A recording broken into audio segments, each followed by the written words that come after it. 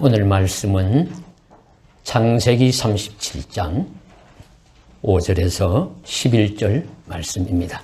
요셉이 꿈을 꾸고 자기 형들에게 말하며 그들이 그를 더욱 미워하였더라. 요셉이 그들에게 이르되 청하건대 내가 꾼 꿈을 들으시오. 우리가 밭에서 곡식 단을 묶더니 내 단은 일어서고 당신들의 단은 내 단을 둘러서서 절하더이다. 그의 형들이 그에게 이르되 내가 참으로 우리의 왕이 되겠느냐, 참으로 우리를 다스리게 되겠느냐 하고 그의 꿈과 그의 말로 말미암아 그를 더욱 미워하더니 요셉이 다시 꿈을 꾸고 그의 형들에게 말하며 이르되 내가 또 꿈을 꾼즉 해와 달과 11별이 내게 절하더이다 하니라. 그가 그의 꿈을 아버지와 형들에게 말하며 아버지가 그를 꾸짖고 그에게 이르되 내가 꾼 꿈이 무엇이냐, 나와 내 어머니와 내 형들이 참으로 가서 땅에 엎드려 내게 절하겠느냐. 그의 형들은 시기하되 그의 아버지는 그 말을 간직해 두었더라. 아멘. 우리가 보통 꿈이라는 말을 할 때 두 가지 의미로 사용합니다.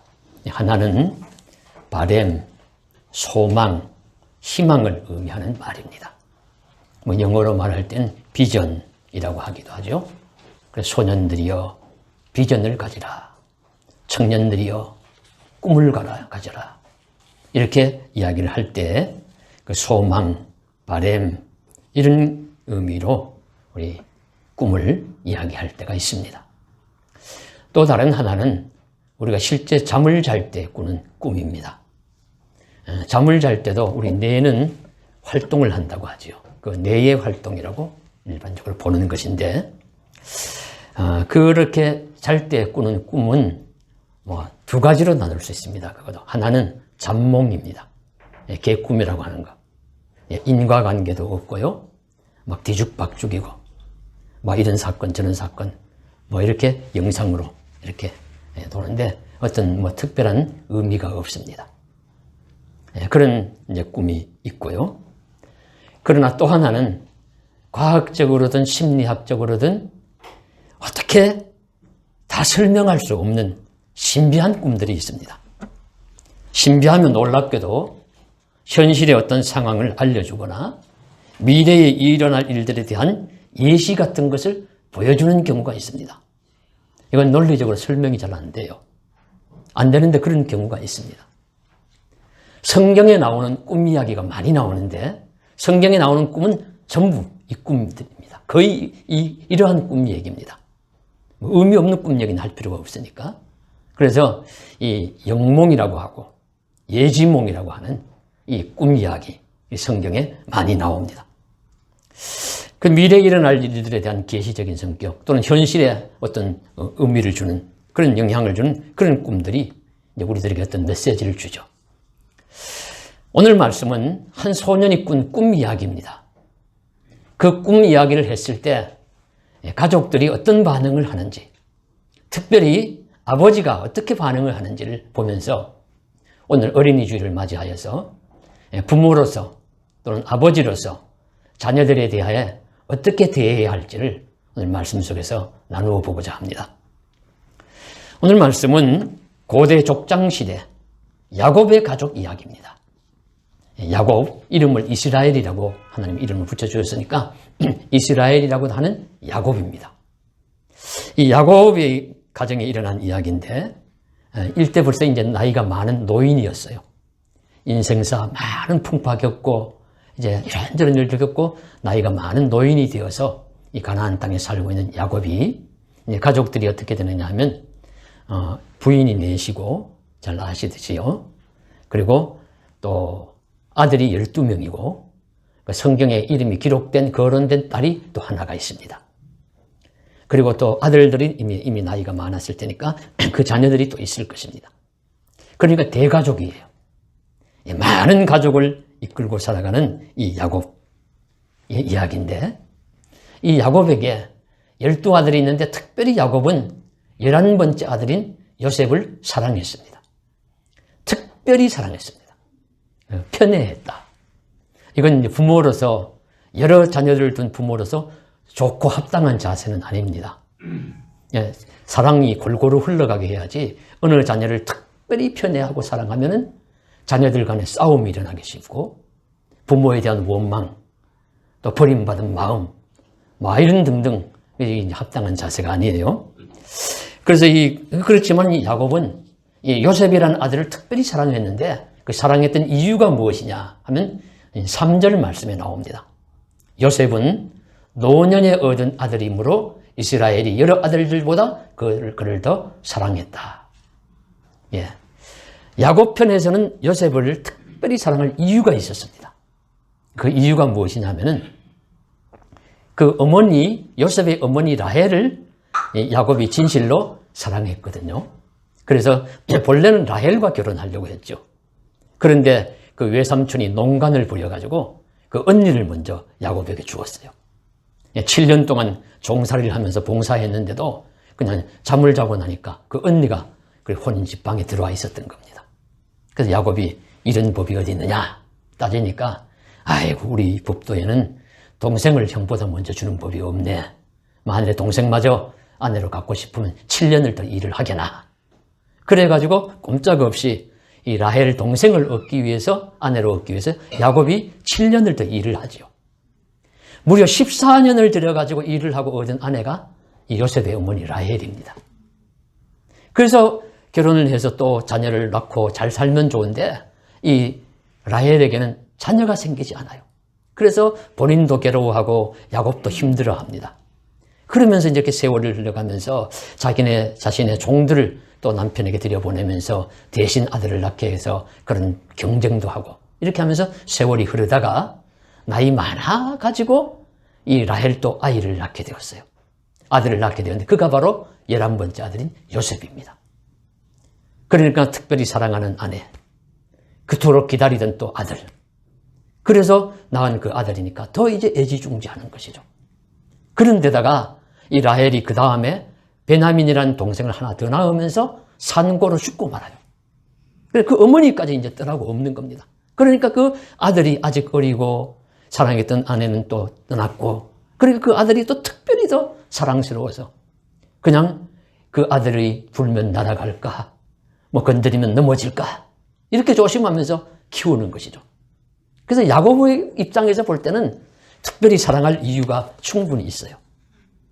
네, 그렇지만 여러분 세상사 어려운 것이 서로 서 있는 입장이 다르다는 겁니다.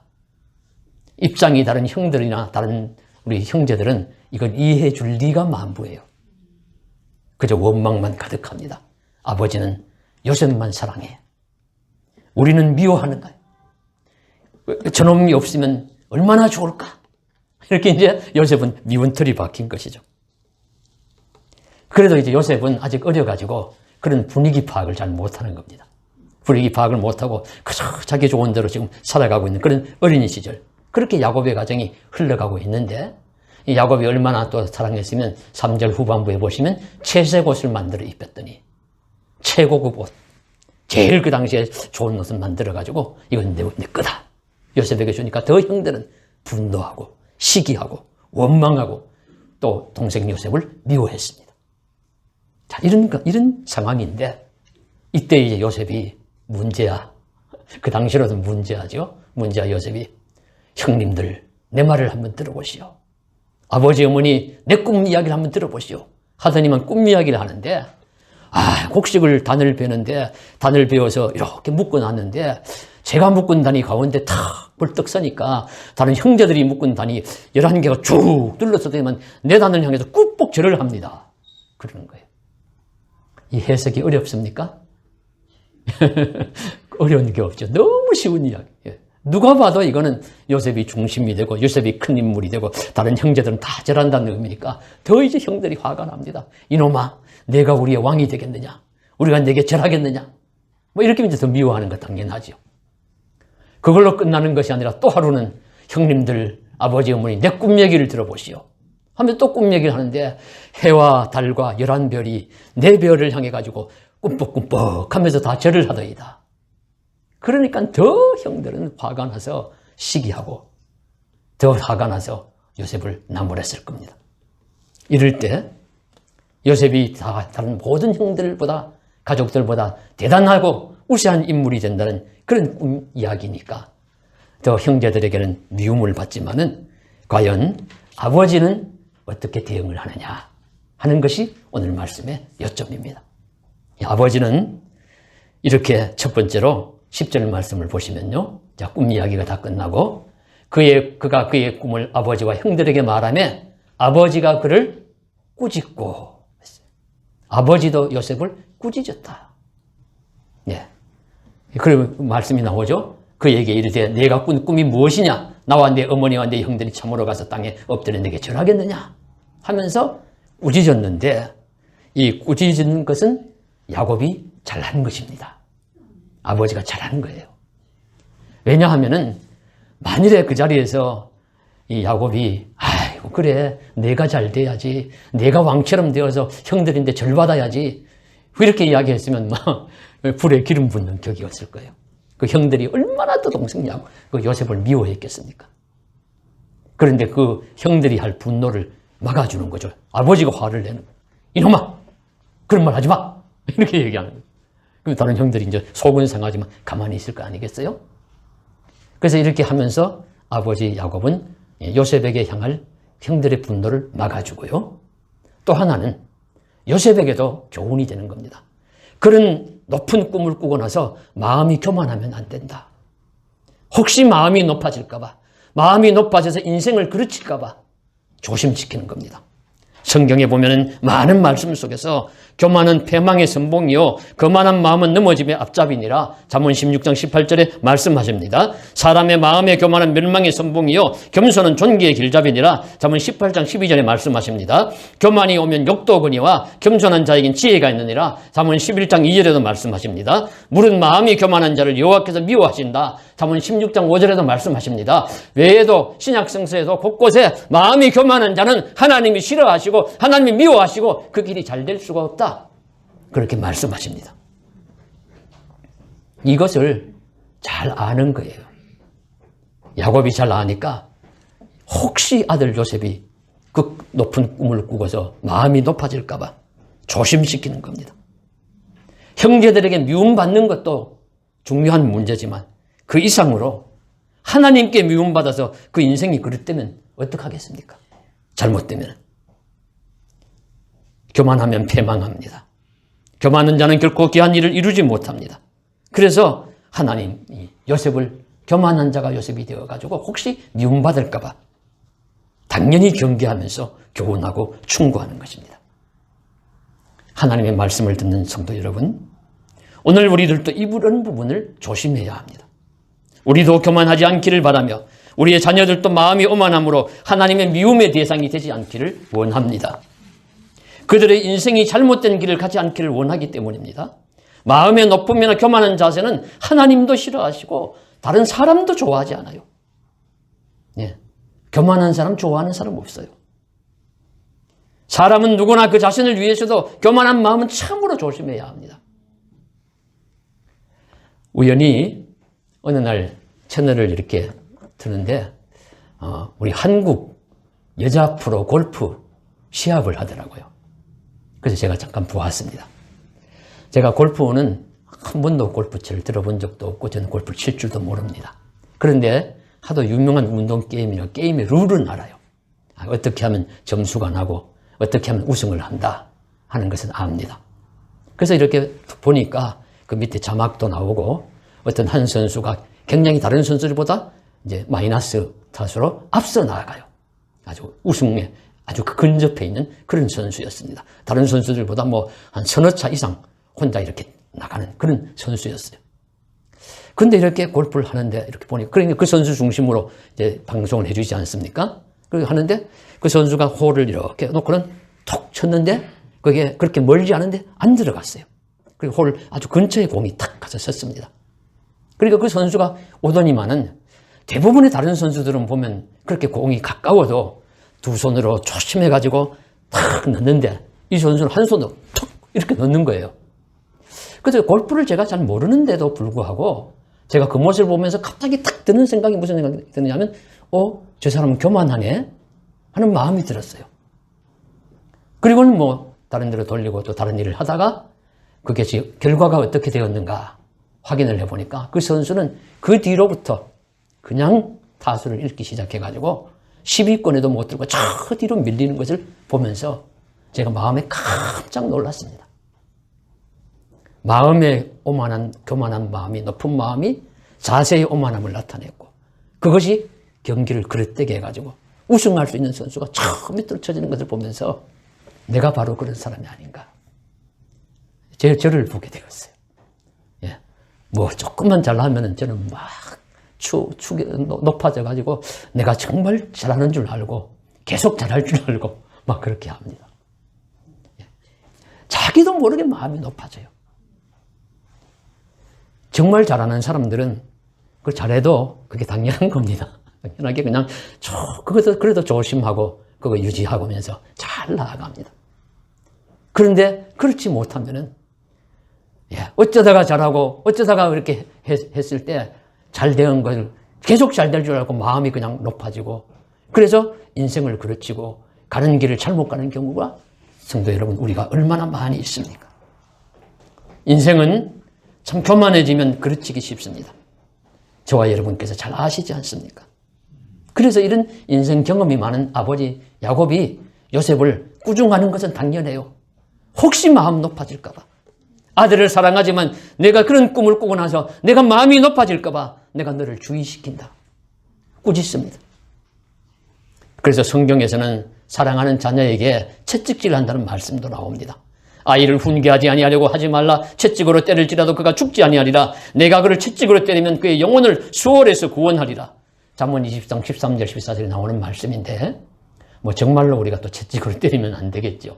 그러나 이것은 잘못했을 때는 꾸지람도 하고 책망도 하고 해서 그 아들을, 자녀를 사랑하는 마음을 잘 표현하고 지혜롭게 잘 교훈해서 그 자녀가 복된 길을 걸어갈 수 있도록 인도하는 것이 부모의 도리다.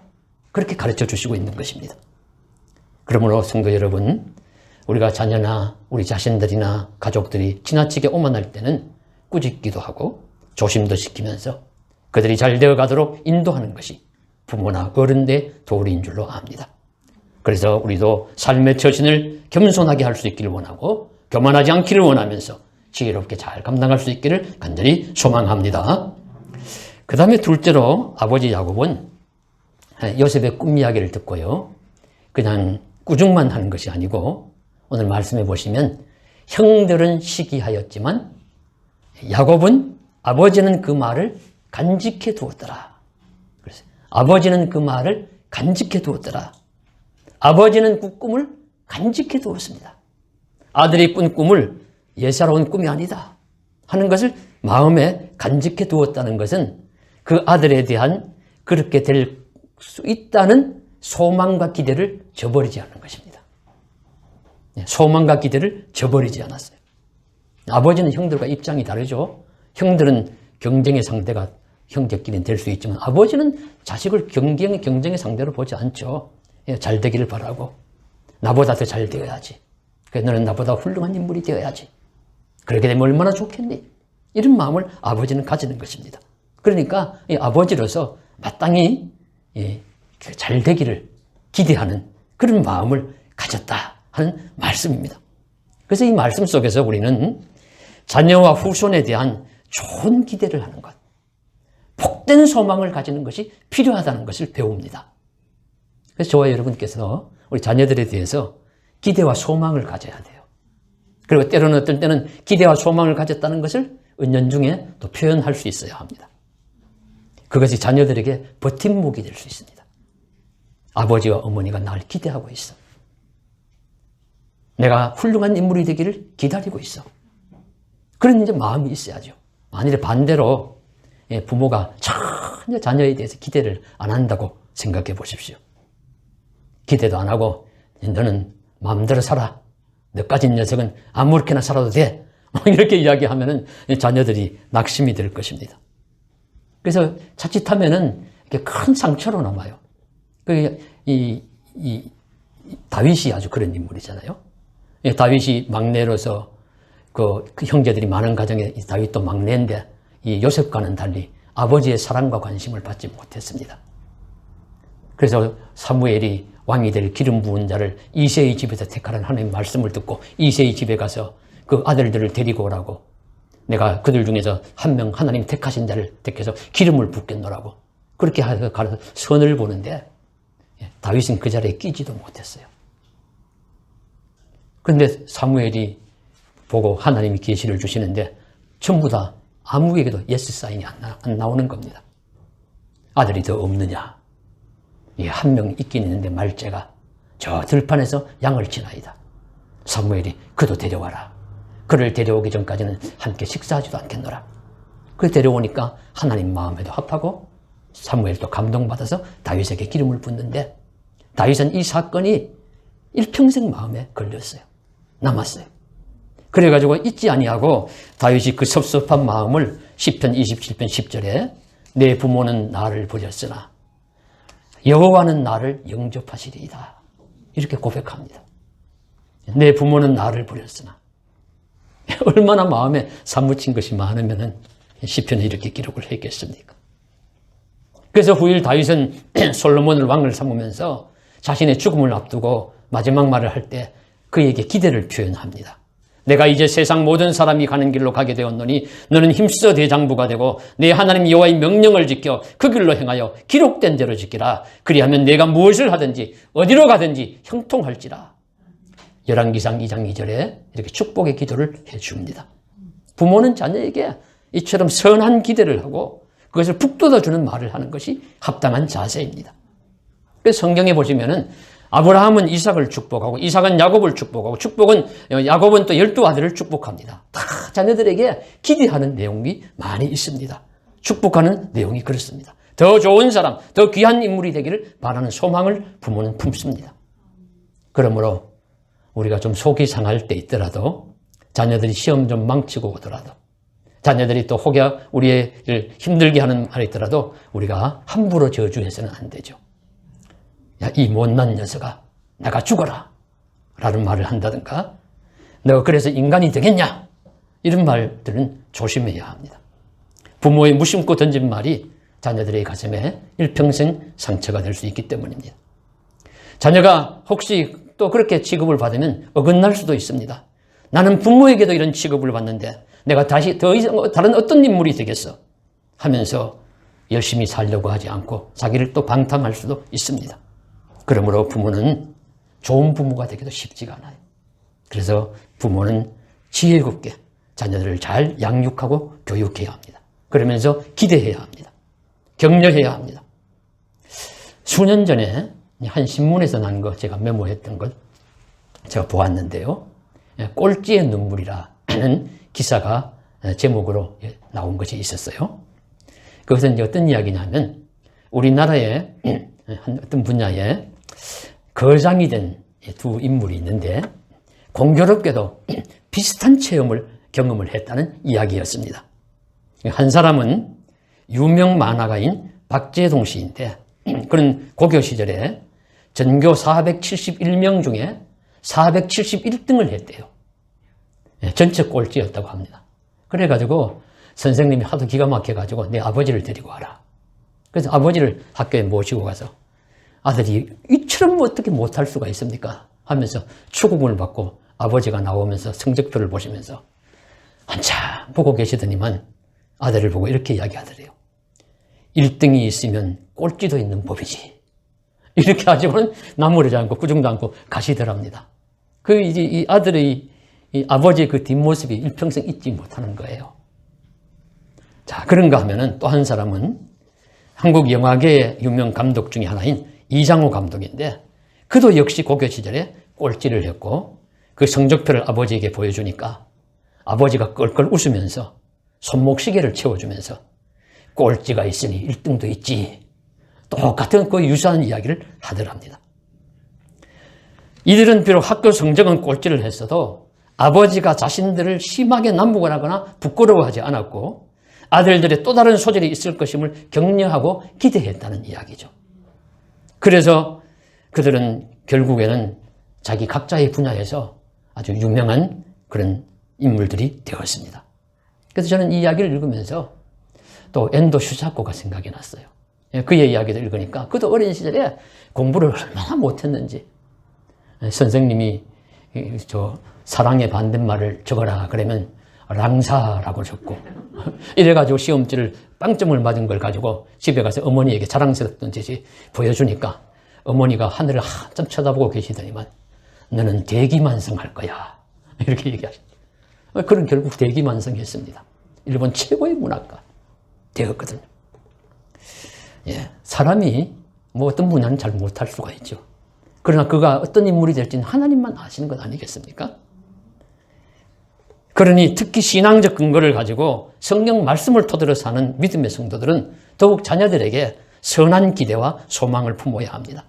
그래서 바울은 믿음의 아들, 자기 몸으로 낳은 아들이 아니죠. 디모데는 믿음의 아들인데 그 믿음의 아들 디모데에게 디모데 전후서를 우리 쓰면서 많은 기대, 선한 소망을 가집니다. 디모데전서 1장 19절에서는 아들 디모데야 내가 내게 이 교훈으로서 명하노니 너는 전에 너를 지도한 예언을 따라 그것으로 선한 싸움을 싸우라. 믿음과 착한 양심을 가지라. 디모데전서 4장 16절에서는 내가 내 자신과 가르침을 살펴 이 일을 계속하라. 이것을 행함으로 내 자신과 듣는 자를 구원하리라. 디모데후서 2장 1절에서는 내 아들아 그러므로 너는 그리스도 예수 안에 있는 은혜 가운데서 강하고 또 내가 많은 증인 앞에서 내게 들은 바를 충성된 사람들에게 부탁하라. 그들이 또 다른 사람을 가르칠 수 있으리라. 등등의 많은 기대, 선한 소망을 가집니다. 너는 좋은 목회자가 될 수 있을 거야. 너는 좋은 선생이 될 수 있어. 하면서 이렇게 기대를 아낌없이 쏟아놓습니다. 그러므로 우리도 사랑하는 자녀들, 손자, 손녀들, 또 우리 후손들, 다음 세대를 위해서 선한 기대를 해야 하고 복된 소망을 내려놓지 않기를 간절히 원합니다. 부모로서 뒤에서 묵묵히 기도하고 후원하며 그들의 복된 인생길을 걸어가도록 아낌없이 축복하시는 저와 여러분 되시기를 간절히 소망합니다. 마지막 세 번째로는요, 야곱은 이제 아들 요셉의 꿈 이야기를 듣고서 그것을 간직했다는 말씀은 단순한 인간의 소망과 기대를 넘어섰어요. 그 꿈을 통하여 하나님의 섭리와 계획을 바라보았다는 뜻입니다. 믿음의 사람은 하나님이 그를 통해서 이루신 일들을 바라보는 것입니다. 중요한 내용이죠. 야곱은 요셉의 꿈 이야기를 들으면서 자신의 꿈을 생각했을 거예요. 나도 꿈을 꾼 적이 있는데. 잘 아시죠? 요셉이 야곱이 꾼 꿈 이야기. 에서에게 쫓겨서 도망갈 때 베델에서 돌을 베게 하고 들판에 잠을 자다가 꿈을 꿨어요. 하늘에 사닥다리가 놓여 있고 거기에 하나님의 사자가 오르락 내리락 하는 꿈을 꾸고 그때 하나님이 말씀을 주셨습니다. 내가 어디로 가든지 내가 함께 할 것이고 내가 이곳으로 다시 돌아올 것이고 내가 너에게 많은 후손과 이 땅을 너에게 줄 것이라고. 아무것도 없을 때 하나님은 그에게 그런 꿈을 주시고 약속해 주셨습니다.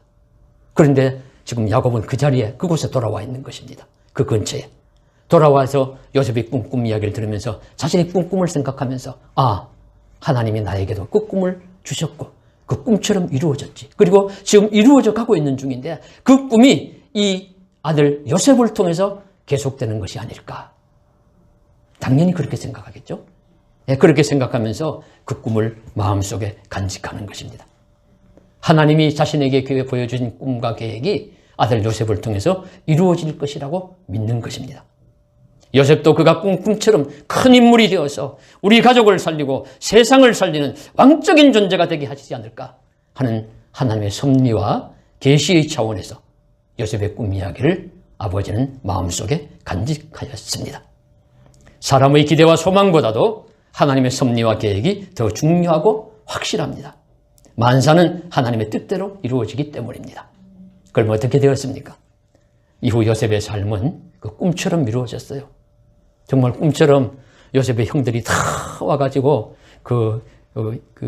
묶어놓은 단처럼 뚝 둘러서가지고 꾸벅절을 했고요. 다른 11별처럼 다 둘러서가지고 그저 다 요셉에게 복종했습니다. 요셉의 꿈은 그대로 실현이 되었습니다. 아버지의 마음에 둔 아들의 꿈은 그대로 이루어졌습니다. 그리고 이것을 통해서 하나님의 구원 역사가 도도히 흘러가고 있고 그 요셉은 꿈의 사람으로 자리매김하게 되었습니다. 여기서 이제 한 가지만 더 깨달을 것은요. 하나님이 주신 꿈이라고 할지라도 그것이 이루어지는 데는 저절로 그냥 이루어지지 않는다. 그 꿈이 이루어지는 데는 많은 고난, 환란이 있지만 그 환란을 이기고 꿈이 이루어진다 하는 사실을 우리가 또 바라보아야 합니다. 그래서 꿈은 불가능한 일도 많이 가능하게 하고, 또 꿈은 환난을 많이 주어서 환난을 이길 수 있는 힘을 그 꿈의 당사자에게 허락을 합니다. 그래서 요셉처럼 많은 환난이 있지만 그 역경을 이기고 그 꿈을 이루어냅니다. 요셉의 환난은 다시 되풀이하지 않겠습니다. 잘 아시는 대로 미움받아 죽일 정도 당하고, 억울하게 모함받아 감옥에 들어가고, 감옥에서도 더 잊혀진 자도 되고, 그런 가운데서 노예살이, 종살이, 그 살이 얼마나 많이 죽음보다 더한 매도 맞았을 것이고 조롱도 받았을 것입니다. 그러나 다 참고 이겨냈습니다. 꿈이 있기 때문에. 그래서 결국에는 그저 왕은 이름만 왕이지 모든 실권을 요셉에게 줄 정도로 당대 최고의 권세자, 고대 세계의 하늘의 별과 같은 자가 되었습니다. 예수님도 하나님의 아들로서 인류 구원의 꿈을 꾸지 않았다면 고난의 삶도 십자가의 죽음도 없었을 것입니다. 그러나 예수님은 그 꿈을 위하여 말씀을 가르치고 제자들을 양육하며 많은 기적을 행하였고, 세리와 죄인과 가난한 자들의 친구가 되어주셨습니다. 인류 구원의 꿈을 위하여 예수님은 고난을 받았고 결국 십자가에서 죽기까지 하셨습니다. 그러나 하나님은 결국 예수를 다시 부활하게 하심으로 세상의 구주로 세워주셨고, 오늘날 이 세상의 희망인 기독교가 나타나게 되었습니다. 역사 속에 수많은 꿈을 가진 인물들이 있습니다.